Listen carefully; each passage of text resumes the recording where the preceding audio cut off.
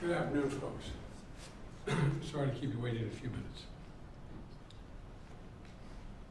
45 years, the United States Supreme Court has recognized the college's freedom to decide how to build diverse student bodies and to meet their responsibility of opening doors of opportunity for every single American.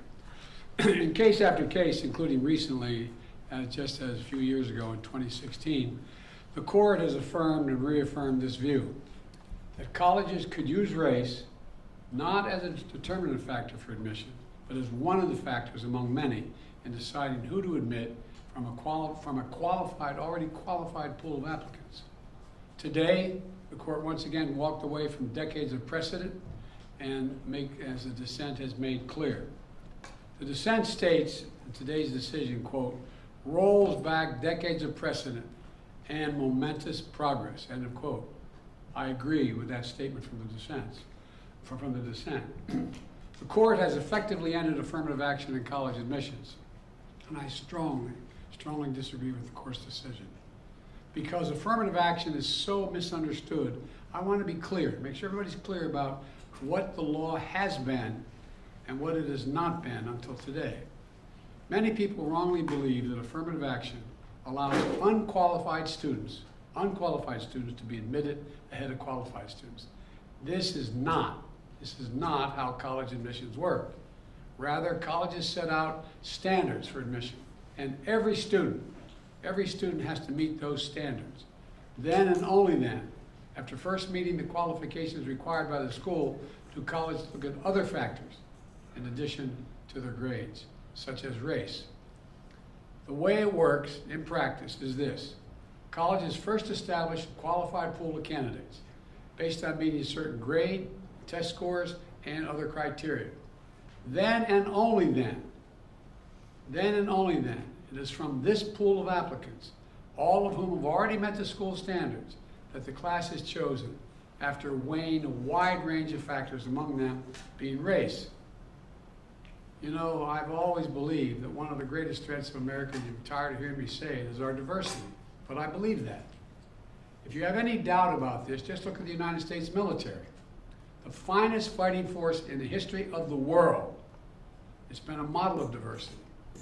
And it has not only made our nation better, stronger, but safer. I believe the same is true for our schools. I've always believed that the promise of America is big enough for everyone to succeed, and that every generation of Americans, we have benefited by opening the doors of opportunity just a little bit wider to include those who have been left behind. I believe our colleges are stronger when they are racially diverse. Our nation is stronger because we are tapping into the full range of talent in this nation. I also believe that while talent, creativity, and hard work are everywhere across this country, not equal opportunity. It is not everywhere across this country. We cannot let this decision be the last word. I want to emphasize, we cannot let this decision be the last word. While the court can render a decision, it cannot change what America stands for. America is an idea unique in the world, an idea of hope and opportunity, of possibilities, of giving everyone a fair shot, of leaving no one behind. We've never fully lived up to it, but we've never walked away from it either. We will not walk away from it now. We should never allow the country to walk away from the dream upon which it was founded. That opportunity is for everyone, not just a few. We need a new path forward, a path consistent with a law that protects diversity and expands opportunity. So today I want to offer some guidance to our nation's colleges as they review their admission systems after today's decision. Guidance that is consistent with today's decision. They should not abandon, let me say this again, they should not abandon their commitment to ensure student bodies of diverse backgrounds and experience that reflect all of America. What I propose for consideration is a new standard, where colleges take into account the adversity a student has overcome when selecting among qualified applicants. Let's be clear, under this new standard, just as was true under the earlier standard, students first have to be qualified applicants. They need the GPA and test scores to meet the school's standards. Once that test is met, then adversity should be considered, including a student's lack of financial means, because we know too few students of low-income families, whether in big cities or rural communities, are getting an opportunity to go to college.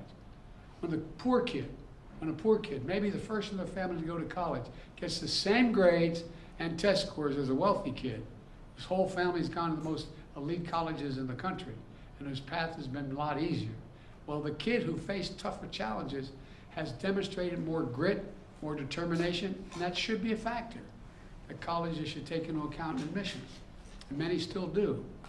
It also means examining where the student grew up and went to high school. It means understanding the particular hardships that each individual student has faced in life, including racial discrimination that individuals have faced in their own lives. The court says, quote, "Nothing in this opinion should be construed as prohibiting universities from considering an application's discussion of how race has affected his or her life, be it through discrimination or inspiration or otherwise," end of quote. Because the truth is, we all know it, discrimination still exists in America. Discrimination still exists in America. Discrimination still exists in America. Today's decision does not change that. It's a simple fact. If a student had to overcome adversity on their path to education, college should recognize and value that. Our nation's colleges and universities should be engines of expanding opportunity through upward mobility. But today, too often, that's not the case. Statistics, one statistic, students from the top 1% of family incomes in America are 77 times more likely to get into elite college than one from the bottom 20% of family incomes. 77% greater opportunity. Today, for too many schools, the only people who benefit from the system are the wealthy and the well-connected. The odds have been stacked against working people for much too long. We need a higher education system that works for everyone, from Appalachia to Atlanta and to far beyond.